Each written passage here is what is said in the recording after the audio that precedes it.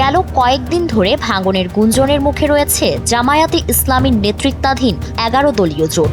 জোটের অন্যতম প্রধান শরিক চরমোনাই পীর সৈয়দ মোহাম্মদ রেজাউল করিমের নেতৃত্বাধীন ইসলামী আন্দোলন বাংলাদেশের সঙ্গে জামায়াতের কোনো আসন সমঝোতা না হওয়ায় জোটের ঐক্য নিয়ে প্রশ্ন উঠেছে। ইসলামী আন্দোলনের অভিযোগ ছিল তাদের অবমূল্যায়ন করা হয়েছে এবং কোনো ধরনের আলোচনা ছাড়াই তাদের উপর অন্যায্য সিদ্ধান্ত চাপিয়ে দেওয়ার চেষ্টা চালানো হয়েছে। একই সময়ে আসন বন্টন নিয়ে ক্ষোভ প্রকাশ করেছিলেন আল্লামা মামুনুল হকের নেতৃত্বাধীন বাংলাদেশ খেলাফতে মজলিসও। এমন পরিস্থিতির মধ্যেই ইসলামী আন্দোলন বাংলাদেশের জন্য ৫০টি আসন আলাদা রেখে বাকি ২৫০ আসনে বাংলাদেশ জামায়াতে ইসলামী সহ ১০ দলের মধ্যে সমঝোতা সম্পন্ন হয়েছে।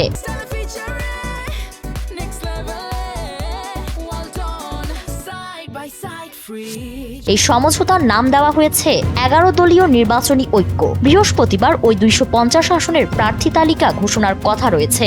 এর আগে বৃহস্পতিবার দুপুরে জামায়াতে ইসলামের কেন্দ্রীয় কার্যালয়ে ইসলামী আন্দোলন বাংলাদেশকে বাদ দিয়ে বাকি ১০ দলের নেতাদের নিয়ে জোটের বৈঠক অনুষ্ঠিত হয়। বৈঠক শেষে বাংলাদেশ খেলাফত মজলিসের আমির মাওলানা মামুনুল হক জানান, ১১ দলীয় জোটে কোন দল কতটি আসনে প্রার্থী দেবে সে সিদ্ধান্ত চূড়ান্ত হয়েছে। এরই মধ্যে বৈঠকের একটি ছবি সামাজিক যোগাযোগ মাধ্যমে ছড়িয়ে পড়েছে, যেখানে জামায়াতের নায়েবে আমির ডাক্তার সৈয়দ আব্দুল্লাহ মোহাম্মদ তাহের সহ জোটের শীর্ষ নেতাদের উপস্থিতি দেখা যায়। তবে এই বৈঠকে ইসলামী আন্দোলন বাংলাদেশ অনুপস্থিত ছিল, যার কারণে জোটের অভ্যন্তরীণ দূরত্ব আরও স্পষ্ট হয়েছে। জানা গেছে, ইসলামী আন্দোলন বাংলাদেশ অন্তত ১২০টি আসনে তাদের দলীয় প্রতীক হাত পাখা নিয়ে নির্বাচন করতে চায়। অন্যদিকে জামায়াত সর্বোচ্চ ৪২টির বেশি আসন ছাড়তে রাজি নয়। একইভাবে বাংলাদেশ খেলাফতে মজলিস ২৭টি আসন দাবি করলেও জামায়াত তাদের ক্ষেত্রে সর্বোচ্চ ২০টি আসন দেওয়ার অবস্থান জানিয়েছে।